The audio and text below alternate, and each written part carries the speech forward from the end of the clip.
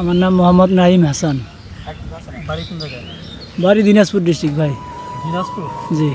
দিনাজপুর থেকে এখানে ধান কাটতে আসছেন? জি। এখন তো প্রচণ্ড গরম, বাইরে বের হওয়া যায় না, এত কষ্ট করে কীভাবে ধান কাটতেছেন? ভাই আমাকে দেশে এখন কাজ নাই, হ্যাঁ, এর লাগে এইদিকে আইছি। এইদিকে ধান কাটা শুরু হয়ে গেছে, 28 ধান পাইকা গেছে।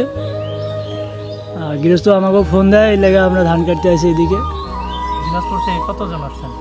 দিনাজপুর থেকে আমরা আইছি 10 জন। হ্যাঁ, এক গ্রামে আর কি। আপনার পরিবারে কে কে আছে? আমার মা আছে, স্ত্রী আছে, 2টা মেয়ে আছে। এই যে এত দূর থেকে, সেই দিনাজপুর থেকে এখানে আসছেন, খারাপ লাগে না? না ভাই, আমরা যে কাজ করে বেড়াই, আমাকে খারাপ লাগবো কে? কাজ করতে হ্যাঁ। দিনে কত টাকা পাওয়া যায় কাজ করলে? দিনে 600-700 এরকম পাওয়া যায়। আর বছরে সবসময় তো আর কাজ থাকে না, সবসময় তো কাজ থাকে না। তখন কীভাবে চলে? তখন বাড়ির দিকে কাজ করি। বাড়িতে উপার্জন করে কে কে? বাড়ির উপার্জন কেউ করে না, আমি একাই। আপনি একাই? হ্যাঁ। এই যে এখন ধানের কাজ শুরু করছেন, কতদিন পরে বাড়িতে যাবেন? এদিকে 15-20 দিন থাকবো। 15-20 দিনে কত টাকা হবে? 15-20 দিনে মতন, হ্যাঁ, 10 থেকে 15 হাজার এরকম হবে। 10-15 হাজারে কত মাস চলতে হবে এই টাকা দিয়ে? এই টাকা দিয়ে যতদিন যায় আবার বাড়ির দিকে কাজ করবো, না হলে আমরা আবার বাইরে চলে যাব। দিনাজপুর ডিস্ট্রিক্টে ধান কাটা শুরু হবে। আর পরে এইভাবে চলতে অনেক কষ্ট হয় না? কষ্ট তো হবে ভাই, কাজ করে খাইতে গেলে কষ্টই হবে। এই যে গরমের মধ্যে এইভাবে কাজ করতেছেন, তো অনেক সময় তো অনেকে হিট স্ট্রোকও করতেছে। হ্যাঁ, করতেছে। আসলে তো ভাই মরণশীল মানুষ, বুঝছেন না, মানুষকে তো মরতেই হবে, কেউ আগে আর কেউ পরে, এই তো। আর আমরা কাজ করে খাই, আল্লাহ যদি এভাবে নিয়ে যায় যাবে। বাচ্চা কাচ্চা আছে? হ্যাঁ, 2টা মেয়ে আছে। জি। তারা বলে না কখনো যে এত দূরে কাজ করতে যাও? বলে, মেয়ে বলে, কারণ আমার মেয়ে একটু হয়তো মানে বুঝ হয়েছে, তো বলে আব্বু যাইও না ওইদিকে, বাড়িতে থাকো। হ্যাঁ, তারপরও হ্যাঁ, সংসারের চাপ, এই জন্য আসতে হয়। এই যে ঈদ গেল, ঈদের সময় বাচ্চাদেরকে কী কিনে দিচ্ছেন? ঈদের সময় ভাই সত্যি কথা বলতে আমি ঈদ করি নাই বাড়িতে, আমি ঈদ করেছি সিলেটে, কাজে ওইখানে গেছিলাম। ঈদের 5 দিন আগে গেছি সিলেটে, ওইখান থেকে আবার 3 দিন বাদে বাড়িতে আসি। বাড়িতে আইসা 7 দিন থেকে আবার এদিকে চলে আসি। কান্নাকাটি করলে কি করবেন ভাই? হ্যাঁ, গরিব মানুষ, সংসারের চাপ আছে না, কাজের চাপ। মানে ওখানে রিক্সা চালাইতে গেছিলাম। এই যে ঈদ যে ওইখানে করলেন, তো খারাপ লাগলো না ওই সময়?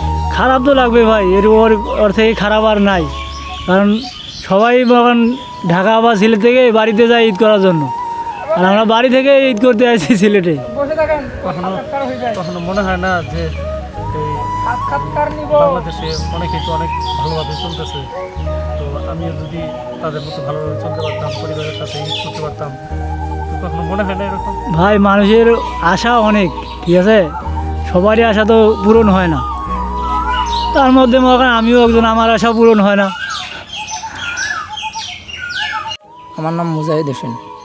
আপনি দিনাজপুর থেকে আসছেন? আমিও দিনাজপুর থেকে আসছি। পরিবারে কে কে আছে?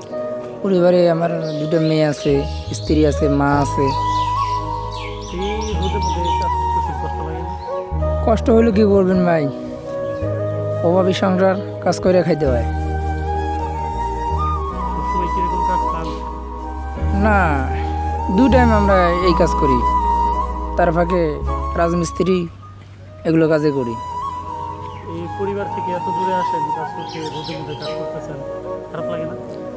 খারাপ লাগলে কি হবে ভাই, আশা লাগবে। ওই যে বললাম, গরিবের সংসার।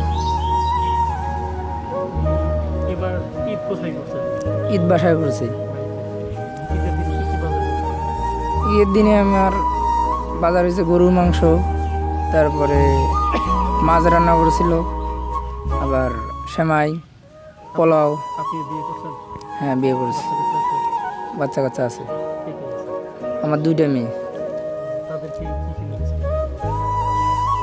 গরিবের সংসার হলো ভাই, আমি ছোট বাচ্চাদেরকে 2টা করে জামা নিয়ে দিছি, আমার স্ত্রীর নিয়ে দিছি, আমার জন্য কিনছি।